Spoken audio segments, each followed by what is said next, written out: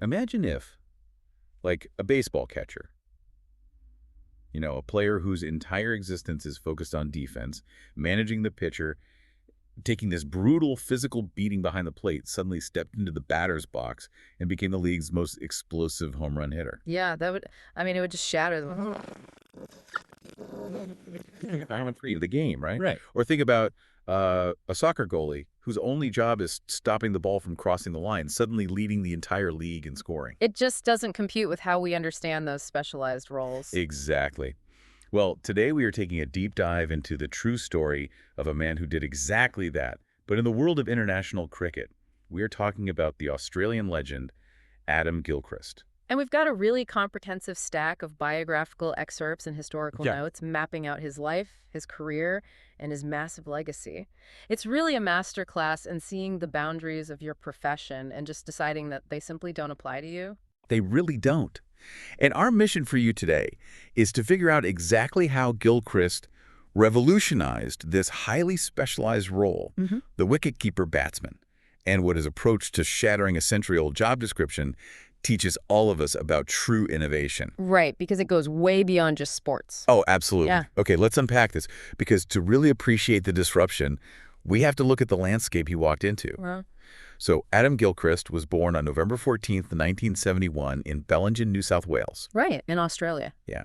Grew up in a cricketing family, so the sport was just a constant presence for him. And he worked his way up through local community matches, domestic cricket circuits, before making his international debut for Australia in 1996 in a one-day international against South Africa. But to understand the impact of that debut, like why it matters so much, we have to talk about what a wicketkeeper actually did back in 1996. Right, set the stage for us. What was the baseline? So historically, in the pre-Gilchrist era, the wicketkeeper's primary job, honestly, their only real job was glove work. You are the defensive specialist. You stand right behind the batter. Sort of like the catcher in baseball. Exactly like the catcher. You are catching the ball delivered by your own fast bowlers, and these guys are throwing at like 90 miles an hour. Which is insane. It's wild, and you're managing fielding angles. You're doing this while squatting and standing hundreds of times a day. Literally hundreds of times. Yeah, over the course of a long match, the physical and mental toll of that is just immense. Wait, so if the physical toll was that high Mhm. and batting was completely secondary, were previous wicketkeepers just sort of accepting that they were an offensive liability? Essentially, yes. The historical paradigm dictated that the wicketkeeper was just a gloveman. Just a guy with the gloves. Right. The strategy of a cricket team was rigidly compartmentalized. So you have 11 players, right? Yeah. You put your specialist batters at the top of the order, you put your specialist bowlers at the bottom, and your wicketkeeper is slotted somewhere in the lower middle, just tucked away. Because you don't expect them to do much. Exactly. If your wicketkeeper managed to score, 20 or 30 runs, the team considered it a happy bonus. It was just icing on the cake. Like a pitcher getting a hit in the old National League. Perfect analogy, yeah. Mhm. Nobody expected them to change the course of a game with a bat in their hands. It just wasn't done. And then Adam Gilchrist arrives on the international stage. Yeah, he shows up. And from what our sources detail, he combined this exceptional, highly reliable wicket-keeping, so he did the main job perfectly, with a style of batting that was just incredibly powerful and completely fearless. Fearless is the word, yeah. He didn't just add a few bonus runs, he started dominating the opposing bowlers. And what's fascinating here is the mechanics of how he actually changed the game. Because before Gilchrist, batters facing fast, aggressive bowling would prioritize defense. They would play with a straight bat, they'd block the difficult deliveries, and just wait patiently for a mistake. Just wait it out. Right. Gilchrist didn't wait. He possessed this extraordinary hand-eye coordination and incredible bat speed. Yeah, the sources really emphasize that bat speed. It was unreal. He would take deliveries that textbook batters were trained to just block, and he would launch them into the stands. Yeah. He would throw his hands at the ball, cut and pull with a ferocity that opposing teams had just never seen from someone who was supposed to be, a defensive specialist. And for you listening to truly understand the risk here in cricket, once you are out for the entire innings. Right, there's no coming back. Exactly. You don't get multiple at-bats in a day like you do in baseball. So swinging for the fences isn't just aggressive, it risks collapsing your team's entire score. It's a massive gamble. That level of aggression feels like it could backfire incredibly easily. Oh, it absolutely could, which immediately altered how opposing captains had to think. How so? Well, because Australia suddenly had a world-class wicketkeeper who also batted like a superstar, they effectively had a powerful extra batter that other international teams simply didn't possess. So it's like playing 11 against 12. Practically, yes. Opposing captains were forced to fundamentally rethink their team composition. You could no longer afford to carry a wicketkeeper who was a liability with the bat if Australia was rolling out Adam Gilchrist. That's just a paradigm shift right there. Completely. But having a revolutionary weapon is really only half the battle, right? If a player is taking those massive innings-ending risks we just talked about, they can't operate in a vacuum. No, they need support. Which brings us to what our sources highlight as one of the greatest synergies in the sport. Gilchrist's partnership with the Australian captain, Ricky Ponting. Yes. When you analyze the Australian team's absolute dominance in the late 1990s and early 2000s, the dynamic between Gilchrist and Ponting is really the engine. It drove everything. It did, and they were total opposites in their approach. Ricky Ponting was noted for his incredibly solid textbook technique. He was the anchor. The traditionalists. Right, the traditional master of the craft who could just stay at the crease for hours and hours. Gilchrist, on the other hand, was the explosive disruptor. And we see this dynamic play out on the absolute biggest stages. Like in the 1999 World Cup final against Pakistan, Gilchrist plays this remarkable lightning-fast innings to help secure the trophy. Right. And then they followed that up in the 2003 World Cup, where Gilchrist was playing explosive innings throughout the group stages and the final. They were just unstoppable. Yeah, they were dominating the long-form test matches together. They were winning the Ashes, which for those who don't know is that historic, fiercely contested series between Australia and England. Huge deal in cricket. Massive deal. But, I want to push back on this a little bit. Okay, go for it. Does a hyper-aggressive player, a disruptor like Gilchrist, actually need an anchor like Ponting? I mean, if Gilchrist is that talented, wouldn't he just score runs regardless of who is standing at the other end of the pitch? That is the core paradox of innovation in team sports, honestly. Innovation actually requires stability to thrive. Oh, interesting. Think about it.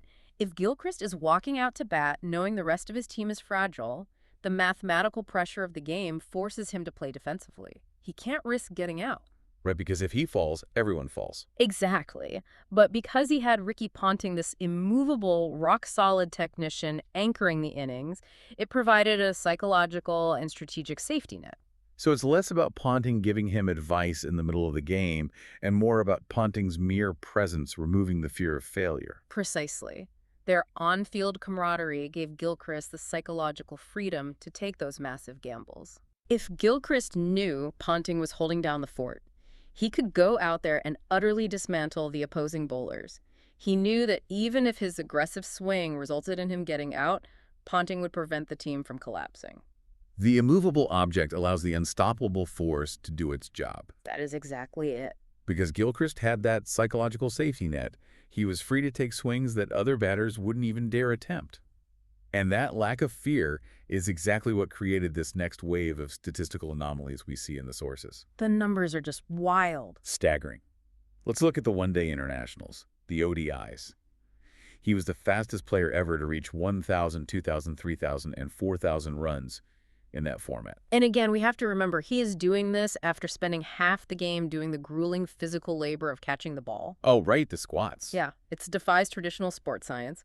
He also held the record for the most sixes, which is the cricket equivalent of a home run, basically in ODIs. How is he physically doing that? If he is squatting all day, his legs must have been completely exhausted. Was he generating that power differently than traditional batters? Yeah, he actually was. He relied heavily on his grip and his hand speed rather than just pure lower body drive. Okay, so it was all in the hands. Mostly, yeah. He held the bat higher up on the handle, which gave him a much longer lever. And when he swung, he was generating incredible torque through his wrists and arms. Like a golfer almost. Very similar, yeah. And he used this technique to set a rapid tone at the top of the batting order. Instead of carefully analyzing the pitch for the first few overs like most players, he would walk out and immediately put the bowlers on the defensive. Just attack from ball one. Exactly. The sources highlight the massive impact this strategy had in the 2007 World Cup, for example, where his aggressive starts constantly deflated the opposition before they even had a chance to settle into the game. They didn't even know what hit them. No, they were shell-shocked. That makes total sense for the shorter, one-day games. But the sources point out he was just as disruptive in Test cricket, which is the agonizing 5-day version of the sport. Yeah, 5 days of play. I mean, that's an endurance test. And he holds the record for the most dismissals by a wicketkeeper, proving his defense never slipped during those 5 days. But he also holds the record for the most centuries by a wicketkeeper-Batsman. A century being 100 runs in a single innings. Right, a huge milestone. And the context of these centuries is what really stands out in the notes. There is this unbeaten 100 against South Africa and a massive 122 against Pakistan. And the context is vital here because of where he batted in the lineup for Test matches. Gilchrist usually batted at number 7. Wait, for those of us trying to visualize the lineup, what does batting at number 7 actually mean for the game scenario? So in cricket, your absolute best, most technically sound batters go in the top 4 or 5 spots. Okay, the premium guys. Right. By the time you get down to the 7th, 8th, or 9th spots, what is known as the lower order or the tail end, you're usually dealing with the specialist bowlers. The guys who aren't there to hit. Exactly. These are players whose job is really just to survive a few minutes so the guy at the other end can score a few more runs. Historically, when an opposing team got the top batters out and reached that tail end, they relaxed. They thought they had it in the bag. It felt the hard work was done. Ah, so the opposing captain thinks the threat is over, and then out walks Adam Gilchrist. Exactly the dynamic. You think you have the Australian team cornered, the top order has collapsed, the momentum is entirely yours. You feeling good? And then Gilchrist walks out at number 7 and scores 122 runs in a blur of boundaries. He was the ultimate counterattacking weapon. That's devastating. It really was. He could take a game where Australia was staring at defeat and completely flip the momentum in the space of an hour, turning a rescue mission into an offensive onslaught. And as if mastering ODIs and 5-day test matches wasn't enough, he also became an early pioneer of 2020 cricket, or T20. Right, the newest format. Yeah, this is the shortest, most frantic format of the game, taking only about 3 hours. And he took that exact same explosive hitting into the Indian Premier League and became a massive star. But here's where it gets really interesting for me. Okay. Test cricket requires immense, almost meditative patience over 5 days. T20 is a 3-hour sprint of pure adrenaline. How does a player physically and mentally switch gears from the patient format to the frantic format without losing their signature identity? Well, the brilliance of Adam Gilchrist is that his underlying philosophy never actually changed. Really? Yeah, only his application of the philosophy adapted. Whether it was a 5-day test or a 3-hour T20, his core objective was always to dictate terms to the opposition. He refused to let the bowler dictate the narrative of the at-bat. So even in a 5-day game where conventional wisdom says you should just block and survive, he is still looking for the absolute first opportunity to attack. He is. The intent to punish a loose delivery was identical across every format. In a test match, he might wait, a few minutes longer for the pitcher to make a mistake. Okay, slightly more patience. Right. In a T20, he might force the mistake immediately. But setting the tone and mentally dominating the bowler provides a universal psychological advantage, regardless of how long the match is scheduled to last. That makes a lot of sense. And because his technical proficiency, that hand-eye coordination we discussed, was so high, he could deploy that aggressive mindset seamlessly. Which brings us to an entirely different kind of psychology, actually. We need to move from how he managed the psychology of opposing bowlers to how he managed the psychology of his own locker room. Because that's a whole different skill set. It really is. Surviving an international sports career for over a decade requires a different kind of endurance. The sources dig quite deeply into his leadership and his resilience off the pitch. They do, and it is a crucial layer to his legacy.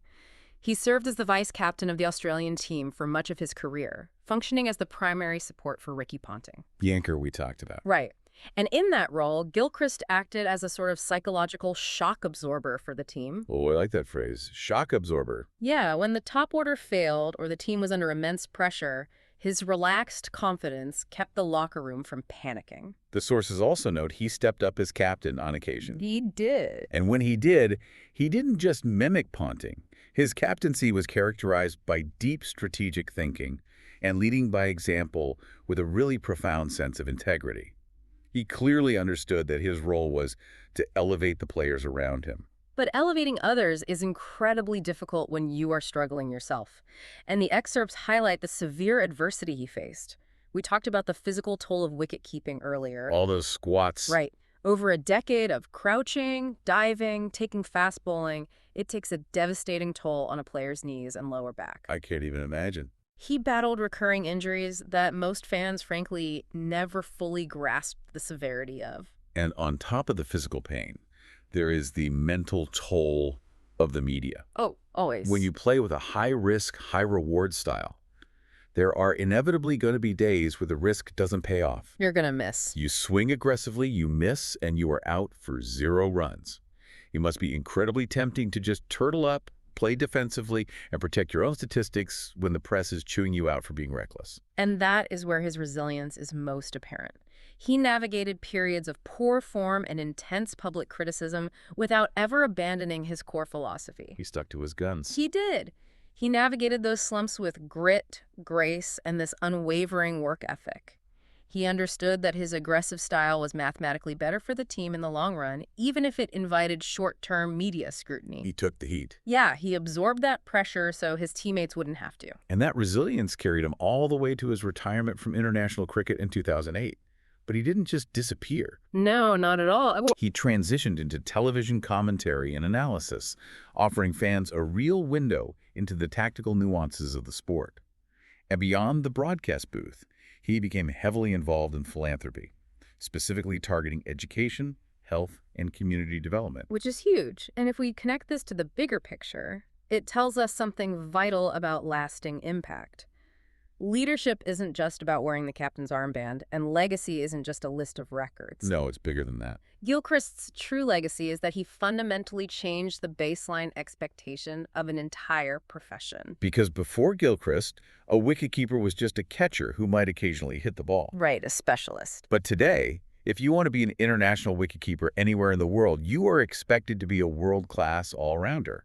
You have to be able to hit just as well as you can catch, or you won't even make the team. You wouldn't even be considered. He inspired an entirely new generation of players who grew up watching him and realized they didn't have to choose between being a defensive specialist and an offensive powerhouse. They could just be both.